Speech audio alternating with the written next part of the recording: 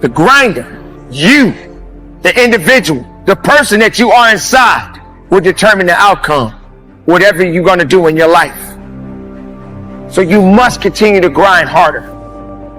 You must continue to find a way and make a way out of no way. Don't wait for a handout. Don't wait for someone to tell you to do it. Do it because you need to do it. Do it because it must be done. There are going to be all kinds of challenges that we all must face. You cannot live in this world without a challenge. You cannot live in this world without a struggle. Because with every struggle that you have been through, it will help you to be stronger. But you cannot give up. Don't be afraid of the hard work. Don't be afraid to grind a little bit harder. Don't be afraid to sweat a little bit. It's okay, man. This ain't the time to be sitting up there feeling sorry. This ain't the time to be saying you don't have what it takes. So if you get some setbacks, embrace them. Sure, every day is not going to be a good day for you. Every day is not going to always happen for you. But it's always something happening. But you got to make it happen for the right reasons. For every day of your life, you must continue to believe in yourself. For every day of your life, you must have enough faith and understanding that it's up to you to make that difference count. So continue to grind. Grind with everything you got. Be strong every day of your life. No matter what comes your way, keep grinding. Man, it's so tough, because I remember when I was young and I didn't have my father, right, in the household. And we became cool. And I remember I used to live my life and I had it was like a resentment toward him, right? Because I couldn't understand why he wasn't there early on. I just couldn't understand it, right? And when I would be home and we would experience certain things, and me and my cousins would be asleep on the floor, right? And there were certain questions and things at times that I wanted to ask my father, and because he wasn't in the household, I couldn't ask him. So it created a resentment until one day I just asked. We were together and, I just asked man, what happened? And he just shared with me what happened, right? I was young, your mother was young, right? I ended up losing my mother, right? And I was just scared, right? And when he told me this situation, I could understand it, right? And for most people, it's forgiveness is the hardest thing in the world. And when you see a son, when you see him coming up with his mother, or you see a father that's not present, a lot of times for me, I think now, man, what's that situation? And I want to understand it, right? Because I firmly believe, as tough as the situation is, my teacher said this to me. My teacher, who's my mentor, my 8th grade teacher. He said to me one day when I was in the 8th grade, because we was talking about fatherhood and stuff like that, and some of my friends, they were talking about their fathers. We were just having a man conversation. And one of my friends said, man, my father don't care about me. He don't want me, right? I'm in the world, I don't see him, right?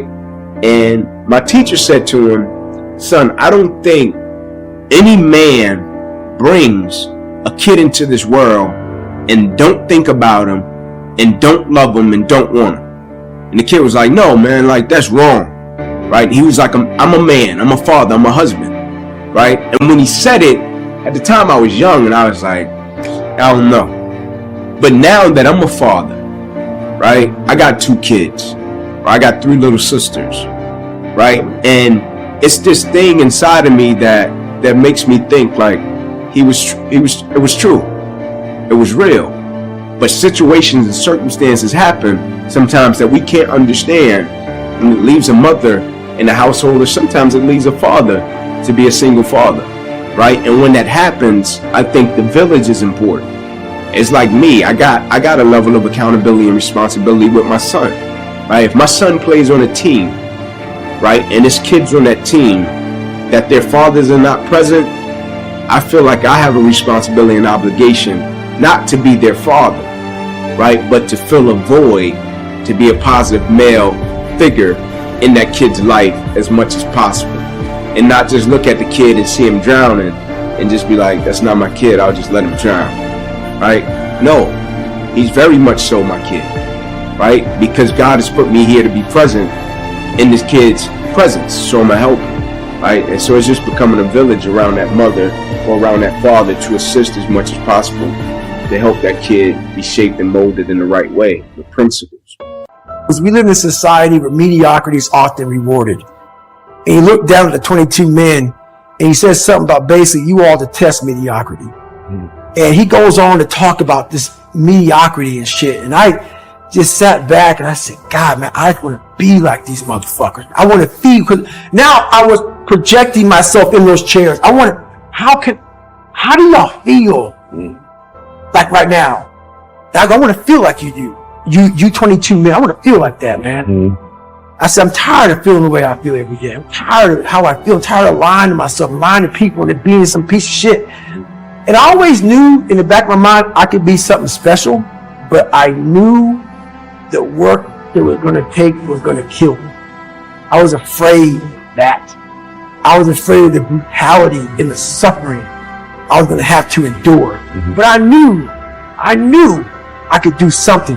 But I'm like, I ain't trying to do that kind of work, man. I'm not trying to do that. So I chose a path of least resistance.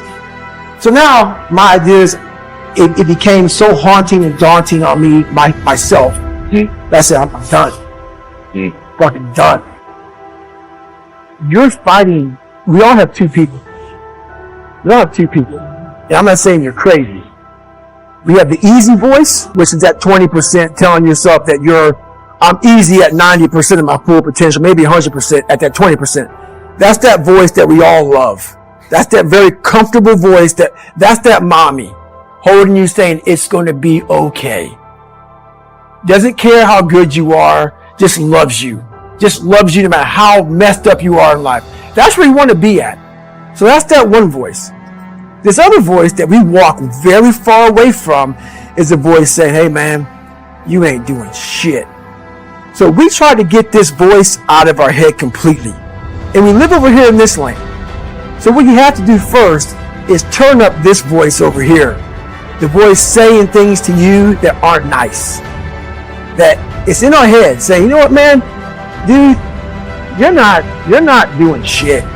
You're not I mean, and it's not putting yourself down. People take this the wrong way in this new society. I'm not saying to put yourself down. I'm saying listen to the truth.